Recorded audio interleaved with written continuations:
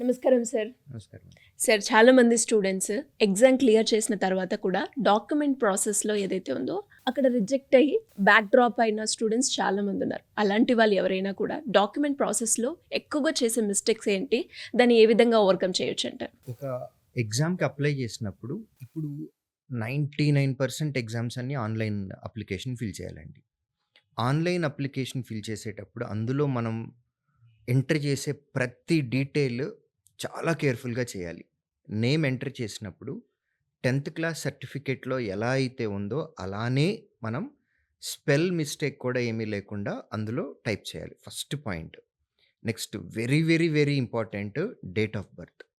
Date of బర్త్లో మనం ఏ చిన్న తప్పు చేసినా అది కాస్ట్లీ పెనాల్టీ అవుతుంది మనకి ఫైనల్ ప్రాసెస్లో. ఇక్కడ జనరల్గా చేసే మిస్టేక్, మనము ఆన్లైన్ అప్లికేషన్ కాబట్టి డేట్ ఆఫ్ బర్త్ అనేది డ్రాప్ డౌన్లో మనం సెలెక్ట్ చేసుకుంటామండి. నెక్స్ట్ ఫీల్డ్కి వెళ్ళేటప్పుడు స్టూడెంట్స్ జనరల్గా ఏం చేస్తారంటే మౌస్ స్క్రోల్ చేస్తారు. మౌస్ స్క్రోల్ చేసినప్పుడు ఆ ఇండెక్స్ ఆల్రెడీ ఏదన్నా డేట్ కానీ ఇయర్ కానీ మంత్ కానీ పట్టుకొని ఉంది అని అనుకోండి, స్క్రోల్ చేయటం వల్ల డేట్ మారిపోతుంది. వీళ్ళు సెలెక్ట్ చేసినప్పుడు కరెక్ట్గానే చేసుకున్నారు, నెక్స్ట్ ఫీల్డ్కి వెళ్ళేటప్పుడు ఈ మౌస్ స్క్రోల్ చేయటం వల్ల అది మిస్ మ్యాచ్ వస్తుంది. నేను చెప్పింది అర్థమైంది? అర్థమైంది సార్, అర్థమైంది. సో ఫైనల్గా రిటర్న్ ఎగ్జామ్స్ అన్నీ క్లియర్ చేసి, ఇంటర్వ్యూస్ క్లియర్ చేసి, డాక్యుమెంట్ వెరిఫికేషన్కి వెళ్ళినప్పుడు అక్కడ ఉండేటటువంటి డేటా మిస్ మ్యాచ్ అయినట్లయితే, specially date of birth, you are not eligible for getting job. నేమ్లో ఏదైనా చిన్న చేంజ్ ఉంది అని అనుకోండి, అటెస్టేషన్ చేయించుకొని మనం వెళ్ళొచ్చు, అది ప్రాబ్లం కాదు, నోటరీస్ చేయించుకోవచ్చు.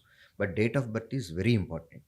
నెక్స్ట్, రిజర్వేషన్కి సంబంధించి మీరు ఎటువంటి రిజర్వేషన్ అయినా క్లెయిమ్ చేసుకున్నట్లయితే, అంటే ఇక్కడ రిజర్వేషన్స్లో క్యాస్ట్ రిజర్వేషన్ ఒకటి ఉందండి. స్టేట్ గవర్నమెంట్ కండక్ట్ చేసే అన్ని ఎగ్జామ్స్లో బీసీ రిజర్వేషన్ ఉంటుంది, ఎస్సీ ఎస్టీ రిజర్వేషన్స్ మిగిలినవి ఉంటాయి. నేను స్పెసిఫిక్గా బీసీ అండ్ ఓబీసీ గురించే మాట్లాడుతున్నాను.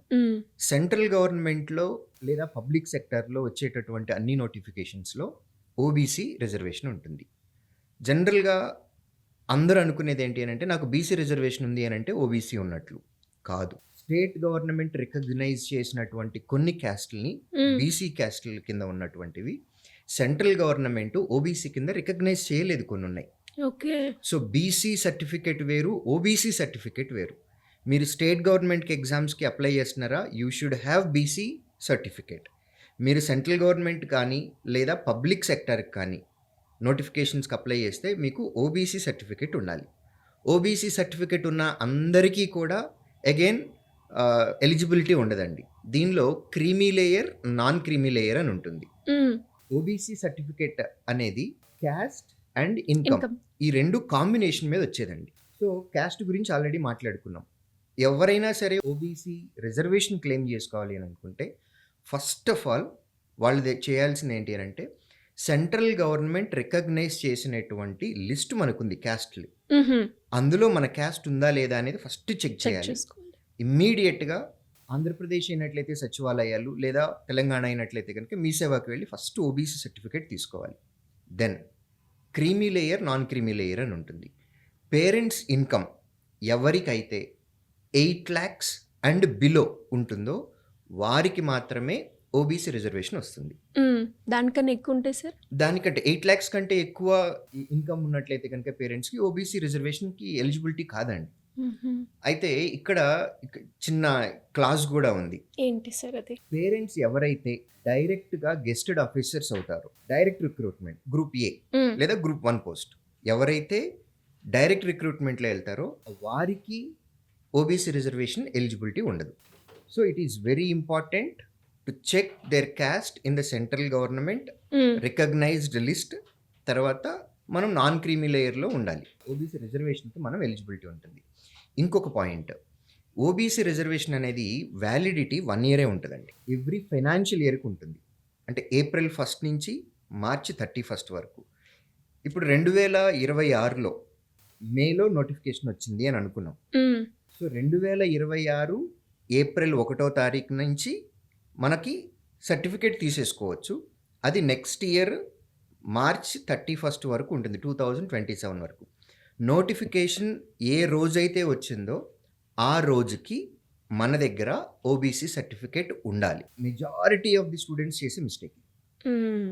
సో నోటిఫికేషన్ వచ్చిన డేట్ అనేది మన సర్టిఫికేట్లో ఆ డేట్ మ్యాచ్ అవ్వాలి. మ్యాచ్ అయితేనే మనకి ఓబీసీ సర్టిఫికేషన్ వస్తుంది. రిజర్వేషన్ తీసుకోవడానికి ఎలిజిబిలిటీ ఉంటుంది. ఇక రెండో reservation EWS, economically weaker section. అంటే అప్పర్ క్యాస్ట్లో ఉండి జనరల్ రిజర్వేషన్లో జనరల్ కేటగిరీలో ఎవరైతే ఉంటారో పేరెంట్స్ యొక్క income again same 8 lakhs and below ఉంటుందో వారికి ఈడబ్ల్యూఎస్ రిజర్వేషన్ ఉంటుంది. వీరు కూడా 8 lakhs ఇన్కమ్ అనేది ఫైనాన్షియల్ ఇయర్కి సంబంధించింది కాబట్టి నోటిఫికేషన్ వచ్చే టైంకి ఈడబ్ల్యూఎస్ సర్టిఫికేట్ వారి దగ్గర ఉండాలి. కాబట్టి జనరల్ రికమెండేషన్ ఏంటి అని అంటే స్టూడెంట్స్ కాంపిటేటివ్ ఎగ్జామ్కి ప్రిపేర్ అవుతున్న వారు అటువంటి వారికి ఇయర్లీ వన్స్ అవసరం ఉన్నా లేకపోయినా ఈడబ్ల్యూఎస్ సర్టిఫికేట్ తర్వాత ఓబీసీ సర్టిఫికేట్ తీసుకొని వారి దగ్గర పెట్టుకుంటే అది చాలా మంచిది వాళ్ళకి.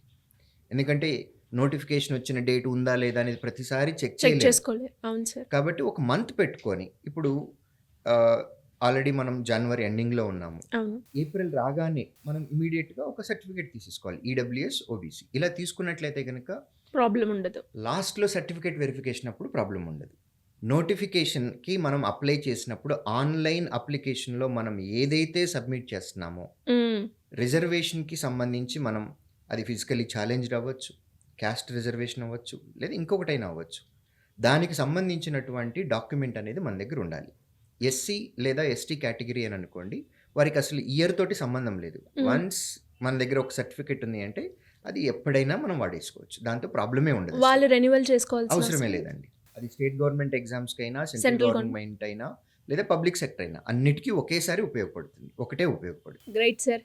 అండ్ మీరు చెప్పిన ఏవైతే పాయింట్స్ ఉన్నాయో అవి ప్రతి స్టూడెంట్ కూడా తెలుసుకోవాల్సిన విషయాలు. బికాస్ ఎగ్జామ్ దాకా వెళ్తారు, అంత కష్టపడి చదివి డాక్యుమెంట్ వెరిఫికేషన్లో మనం చేసే చిన్న పొరపాట్ల వల్ల ఎస్పెషల్లీ ఫైనాన్షియల్ ఇయర్కి కనుక మనము ఆ డాక్యుమెంటేషన్ని సరిగ్గా ప్రాపర్గా ఆ ఇయర్కి సంబంధించి తెచ్చుకోలేదు అంటే ఇంకా అంతే, ఇయర్ మొత్తం వేస్ట్ అయిపోద్ది సార్. సంవత్సరం మొత్తం పడ్డ కష్టం అంతా ఒక్క చిన్న తప్పు వల్ల పోతుంది, విపరీతమైన బాధేస్తుంది. True sir. సో ఇలాంటి మిస్టేక్స్ కాకుండా ఉండడానికి అంటే వాళ్ళు ఏదైతే గవర్నమెంట్ ఎగ్జామ్కి ప్రిపేర్ అవ్వాలి అనుకున్న స్టూడెంట్స్ ఎవరైనా కూడా శ్రీధర్ సీసీని అప్రోచ్ అవ్వాలి అనుకున్న కెరియర్ గైడెన్స్కి సంబంధించి మిమ్మల్ని అప్రోచ్ అవ్వాలి అంటే ఏ విధంగా ఉంటుంది సార్? ఏపీ తెలంగాణలో మా ఆఫ్లైన్ సెంటర్స్కి డైరెక్ట్గా విజిట్ చేయొచ్చండి, లేదా స్క్రీన్ పైన కనపడుతున్న ఈ నెంబర్కి కాల్ చేయొచ్చు. Thank you sir. Thank you so much.